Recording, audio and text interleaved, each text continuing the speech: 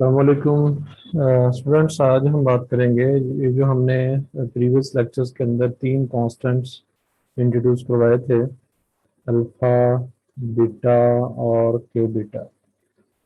तो जब हमने इनको लिया था अपनी कैलकुलेशन में, तो वहाँ पर एक बात हुई थी कि हम जो इक्वेशंस हैं उनका सोल्यूशन हासिल करने के लिए एक प्रोसीजर जो है वो अडॉप्ट करते हैं। और उस प्रोसीजर का नाम था प्रोसीजर ऑफ अनडिटरमाइंड मल्टीप्लायर्स। तो अब हम वो जो वहाँ पे अनडिटरमाइंड मल्टीप्लायर्स कांस्टेंट जो थे वो इंट्रोड्यूस करवाए थे, उनकी वैल्यूज़ और उनकी जो फिज़िकल सिग्निफिकेंस है, उसको हम इस लेक्चर के अंदर जो है वो डिस्कस करेंगे। तो इस लेक्चर में हम जस्ट बात करेंगे अल्फ़ा की, और जो कि बीटा और के बीटा जो है इसकी हम बाद में बात करेंगे। और एक और चीज़ जो इम्पोर्टेंट हमें मिलेगी इस लेक्चर में, दैट इज़ पार्टीशन फंक्शन। और ये पार्टीशन फंक्शन क्या है, हमें क्या इंफॉर्मेशन प्रोवाइड करता है, ये भी हम देखेंगे। और ये स्टैटिस्टिकल मैकेनिक्स में, पार्टिकल डिस्ट्रीब्यूशन में ये बहुत इम्पोर्टेंट है। चलें हम प्रोसीड करते हैं। तो इसमें जो चीज़ें रिक्वायर्ड हैं वो वही हैं जो हमने प्रीवियस लेक्चर्स के अंदर जो हैं वो की हुई हैं। तो जैसे कि हमें पता है कि अगर हमारे पास जो है एक असेंबली हो पार्टिकल्स की, तो उसमें जो जो हमारी जेथ एनर्जी स्टेट है उसके अंदर जो पार्टिकल्स की जो तादाद है उसको हम एन जे, और ये बोल्ट्जमैन डिस्ट्रीब्यूशन में हमने इसको जो था वो डिराइव किया था। तो ये वो वाली इक्वेशन है। तो ये हमें एक एनर्जी स्टेट के अंदर जेथ एनर्जी स्टेट में नंबर ऑफ पार्टिकल्स जो है वो बताती है।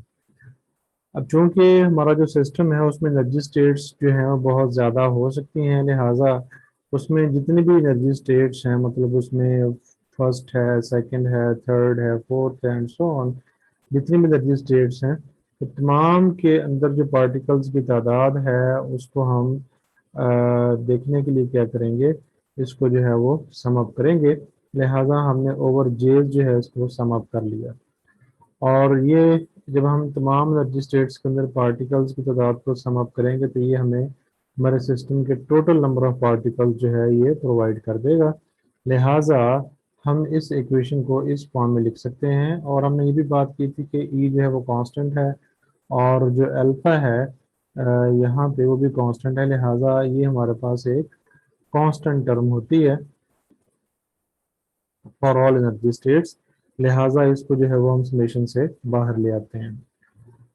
तो जब हम इसको रीअरेंज करते हैं तो हमारे पास जो है वो ये रिजल्ट आ जाता है। अब इसको हम इक्वेशन नंबर जो है वो 2 कह देते हैं। तो इसमें जब हम ये जो ई अल्फा की जो वैल्यू है हमने निकाली, इसको अगर हम इक्वेशन नंबर 1 के अंदर पुट करेंगे, तो एन जे में जो पार्टिकल की तादाद है वो हमें इक्वेशन नंबर 3 बताएगी। अब इक्वेशन नंबर 3 हमें जो है वो जो हमारी जेथ स्टेट है वो नंबर ऑफ पार्टिकल्स जो है वो बता रही है। अब इस इक्वेशन को ज़रा हम गौर से देखें तो हमें डिनोमिनेटर में एक इम्पॉर्टेंट चीज़ जो है वो नज़र आ रही है, और वो इम्पोर्टेंट टर्म है वो हमारी ये वाली टर्म है, ये जो टर्म है। और ये हमें क्या बताती है, ये हमें टोटल जो एनर्जी है एनर्जी स्टेट्स की, उसमें जो एनर्जी डिस्ट्रीब्यूशन है उसके बारे में हमें ये बता रही है। क्योंकि जो ई टू रेज पावर है दैट इज बीटा, बीटा क्या है ये हम बाद में देखेंगे।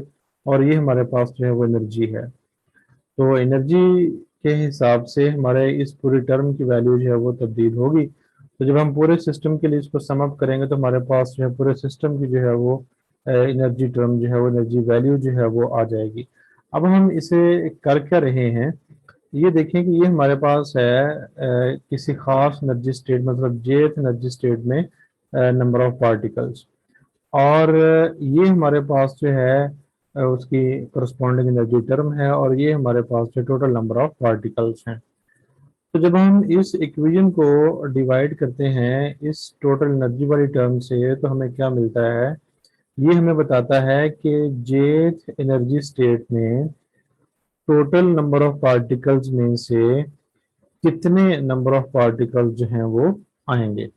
यानी ये वाली जो टर्म है वो तमाम पार्टिकल्स को डिवाइड करती है। N1 में को फर्स्ट में कितने आएंगे, N2 में सेकंड में कितने आएंगे, इस तरह थर्ड एनर्जी लेवल में कितने आएंगे। तो अगर हम इस चीज़ को जरा ध्यान में रखें और देखें कि इस टर्म ने काम क्या किया है, तो इस टर्म ने टोटल नंबर ऑफ पार्टिकल्स को स्प्लिट अप कर दिया एनर्जी स्टेट्स में, फर्स्ट में, सेकंड में, थर्ड में पार्टीशन कर दिया उसने। तो इसलिए हम इसको जो है वो पार्टीशन फंक्शन का नाम देते हैं, क्योंकि ये एनर्जी टर्म जो है टोटल नंबर ऑफ पार्टिकल्स को एनर्जी लेवल्स के अंदर डिस्ट्रीब्यूट करने के बारे में हम इंफॉर्मेशन जो है वो प्रोवाइड कर रही है। और ये जो टर्म है उसको हम पार्टीशन फंक्शन कहते हैं, और पार्टीशन फंक्शन को कन्वेंशनली जो है वो z से रिप्रेजेंट किया जाता है। लिहाजा हम अपनी इक्वेशन 3 के अंदर जो ये वाली टर्म है इसको z से जो है वो हम रिप्लेस करेंगे। तो ये हम उसको z से रिप्लेस कर देते हैं।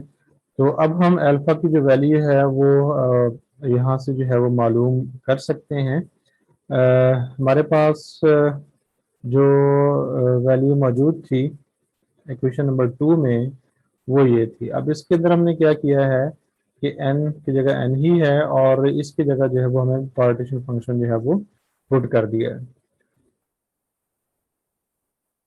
तो ये हमारे पास इक्वेशन बन जाती है। तो वैल्यू कैलकुलेट करने के लिए हम बोथ साइड्स का लॉग लेते हैं, तो हमारे पास जो है ये टर्म आती है। तो इसमें ये देखेंगे ये हमारे पास है log of number of particles, और ये हमारे पास जो है लॉग ऑफ पार्टीशन फंक्शन है। तो अब हमें मिलता क्या है? अल्फा। और अल्फा क्या था? ये वो कांस्टेंट था जो हमने अपनी जो इक्वेशन थी जब हमने ये प्रोसीजर ऑफ अनडिटरमाइंड मल्टीप्लायर्स की बात की थी, तो अल्फा को हमने जो नंबर ऑफ पार्टिकल्स वाली टर्म थी उसके साथ हमने इसको मल्टीप्लाई किया था।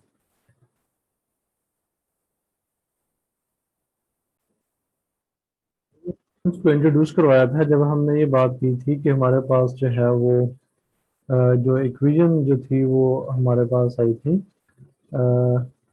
समेशन जे और एन जे। तो ये था हमारे पास टर्म इक्वल्स टू 0। तो जब हमने प्रीवियस लेक्चर में बात की थी तो हमने क्या किया था कि इस टर्म को अल्फा के साथ जो था मल्टीप्लाई किया था। तो इसका मतलब ये है कि जो अल्फा है ये हमें नंबर ऑफ पार्टिकल्स के बारे में जो है वो इंफॉर्मेशन जो है वो देता है।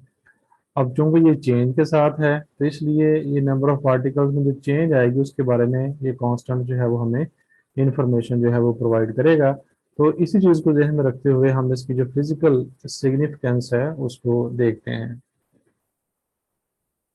तो द कांस्टेंट अल्फा डिटरमाइंस, ये हम बाद में उसको देखेंगे भी, the condition the total number of particles in assembly is kept fixed, यानी टोटल नंबर ऑफ पार्टिकल्स हैं वो चेंज नहीं होते। तो अगर फर्ज कर लें कि हाँ उनमें डिस्ट्रीब्यूशन जो है वो एनर्जी स्टेट्स के अंदर जो है डिफरेंट फेजेस के अंदर जो है वो हो जाती है। तो उसके बारे में अगर हम ये देखें, फर्ज कर लें कि हमारे पास जो है कि किसी लिक्विड के दो फेसेस हैं, एक उसका लिक्विड फेज है मैटर का और दूसरा जो है वेपर फेज है। तो अगर दोनों की अल्फा की जो वैल्यू है वो कांस्टेंट है, सेम है, तो इसका मतलब ये होगा कि उनमें किसी किस्म की जो net transfer of particles from one assembly of the phase two the other assembly जो है वो नहीं होगी। यानी उनमें इतना पोटेंशियल जो है वो नहीं होगा कि वो एक दूसरे के साथ जो है वो नेट ट्रांसफर जो है वो कर सकें।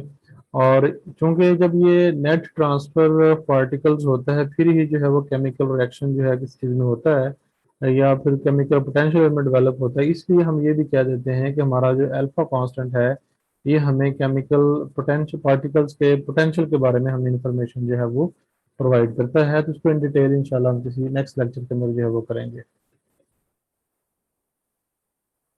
अस्सलाम वालेकुम।